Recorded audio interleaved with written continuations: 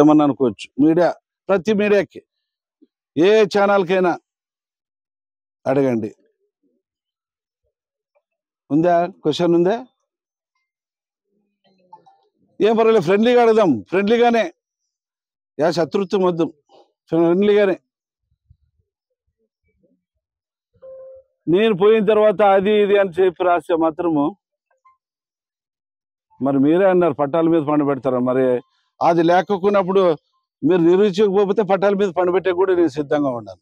ఎందుకంటే నాకేం లెక్కలే, అన్ని విధాలుగా చేసి వచ్చినోడిని. రాసుకోండి, నేను తప్పు చేయను. తప్పు చేస్తే మాత్రము మీరు నన్ను మీడియా కాకుండా ఏదైనా కానీ మీరు నన్ను బహిరంగంగా మీరు చేయొచ్చు. కానీ నేను తప్పు చేయకోకుండా దాన్ని నా తమ్ముడు తప్పు చేసినాడు, ఇంకోరు తప్పు చేసినాడు అనే మాట మాత్రము వెనక నుంచి అనద్దండి. ఏదైనా తప్పు చేసినానని చెప్పి నేరుగా అడగండి. ఆ తప్పు ఏమన్నా చేసింటే నేను సరిదిద్దుకుంటా. తప్పు చేయకపోతే మాత్రం తాట తీస్తా. ఇది మరొకసారి హెచ్చరిస్తున్నా. నా పైన రాసేటప్పుడు కూడా ఎవరైనా కానీ అన్ని విధాలుగా ఆలోచన చేసి రాయండి. నేను కబ్జా చేస్తే మాత్రం తల వంచుతా, కబ్జా చేయకపోతే తల ఎత్తుకొని నడుస్తా. మీరు ఎవరైనా అడిగేదంటూ ఉంటే అడగండి. ఏమిది ధైర్యంగా చెప్తున్నాడు, కబ్జా చేసినాడా చేయలేదా, మరి ఎంతమందిని పట్టాల మీద పండబెట్టినారు అనేది న్యూస్లో వస్తుండదు. ఇదే కోరిక మేరకు నిన్ననే మా కార్యకర్తలతో, మా నాయకులతో, మా కుటుంబ సభ్యులు, తెలుగుదేశం కుటుంబ సభ్యులతో కూర్చున్నప్పుడు నా పరిపాలన బాగలేదు, ప్రతి ఒక్కరు అన్నదమ్ములతో ఎమ్మెల్యేలుగా ప్రవర్తిస్తారని చెప్పేసి ఏ మీడియా సోదరులు అంటున్నారు, మీ అభిప్రాయం అని అడిగితే ప్రతి ఒక్కరు అన్నాళ్ళు. మరి వాళ్ళ మాటల్లోనే అడుగుదాం. బీజేపీ మన ఎన్డీఏ మన కూటమిలో మీరున్నారు.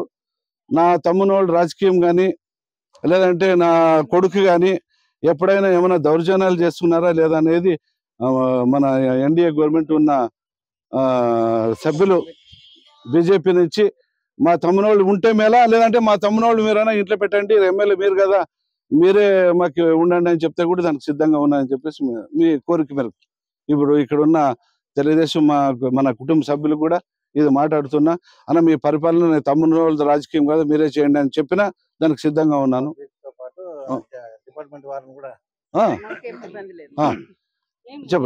చెప్పండి మీరు మీడియాకి. ఇబ్బంది ఏం లేదు. మన గుంతకల్లో గుమ్మనూరు జయరామన్న గారు నిజంగా ఆయన వచ్చి 7 నెలలు అయింది. అందరికీ సమానంగా, అంటే ఎన్డీఏ కూటమి సభ్యులకు, జనసేన కానివ్వండి, బీజేపీ నాయకులకు కానివ్వండి, సమానంగా చూసుకుంటూ ఏ కార్యక్రమాలకైనా వాళ్ళు మమ్మల్ని ఇన్వైట్ చేస్తున్నారు. ఇంకోటి వాళ్ళ తమ్ముళ్ళ గురించి అడిగితే కనుక అన్న లేనప్పుడు, అందుబాటులో లేనప్పుడు అన్న లేని లోటు వాళ్ళు తీరుస్తున్నారు ప్రజలకి.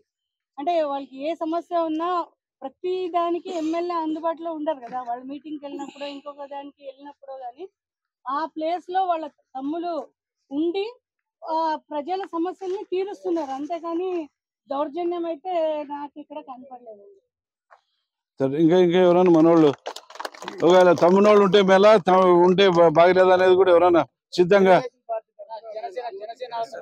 నమస్కారం. గుంతకల్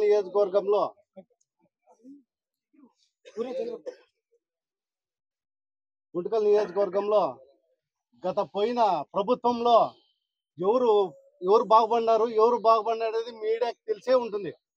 ఆ నాయకులు బాగుపడినారు కానీ పేదవాళ్ళు బాగుపడలేదు. ఇప్పుడు మాకు దేవుళ్ళలాగా మాకు గుమ్మనూరు జయరామన్న గారు వాళ్ళ బ్రదర్స్ వచ్చి ప్రతి ఒక్కరు పేదలు ఎక్కడున్నారో ఇక్కడ ఎంఆర్ఓ గారితో మాట్లాడటం జరిగింది. ఇంకా వచ్చింది 8 నెలలు అయింది. అప్పుడే వాళ్ళ మీద నిందలు మోపడము ఇది సరైనది కాదు. మీరు మీతో ఉండే ఆధారం ఉంటే నిరూపించండి, మేము దానికి సై. ఎందుకంటే ఈరోజు మేము ఒక కుటుంబ సభ్యులుగా మేము పని చేసుకుంటూ ముందుకు వెళ్తున్నాము. ఈరోజు చెప్తున్నాను, ప్రతి ఒక్కటి ఇదే కాదు, మా నారాయణ సమ్మన్న కానీ ఏదున్నా కానీ ప్రతిదీ అందరి కలుపుకునే విధంగా వెళ్తున్నారు. వాళ్ళు ఎటువంటి దౌర్జన్యానికి పాల్పడలేదు. ఇది సభాముఖంగా నేను దైవ పూర్వకంగా నేను చెప్తున్నాను అని మనవి చేసుకుంటున్నాను. జై హింద్. తెలుగుదేశం పార్టీ తరఫున చెప్తున్నా. ఎక్స్ కౌన్సిలర్ నేను, నా భార్య కూడా ఎక్స్ కౌన్సిలర్. ఇంతమందిని నేను కూడా చూసాను, ఎమ్మెల్యేలని, ప్రభుత్వాన్ని అన్ని చూసిన. మొన్న కూడా వైఎస్ఆర్ ప్రభుత్వంలో కూడా చూసిన. నా వార్డులో చాలా మంది పేదవాళ్ళకి స్థలాలు ఇచ్చి మొత్తం అన్ని కబ్జా చేసి వాళ్ళు ఇంట్లో పనిచేసే వాళ్ళకి ఆఫీసర్లకి అంటే వాళ్ళ ఇంట్లో పని చేసే వాళ్ళకి వాళ్ళ వర్కర్లకి కార్యకర్తలకి ఇచ్చుకున్నారే తప్ప మిగతా బీదోళ్ళు పట్టాలు తీసుకుని నాశనం చేసి చాలా మందిని ఇచ్చేస్తున్నారు. మన జయరామన్న ఎమ్మెల్యే అయిన తర్వాత 7 నెలలు 8 నెలలు దగ్గర అవుతా ఉంది.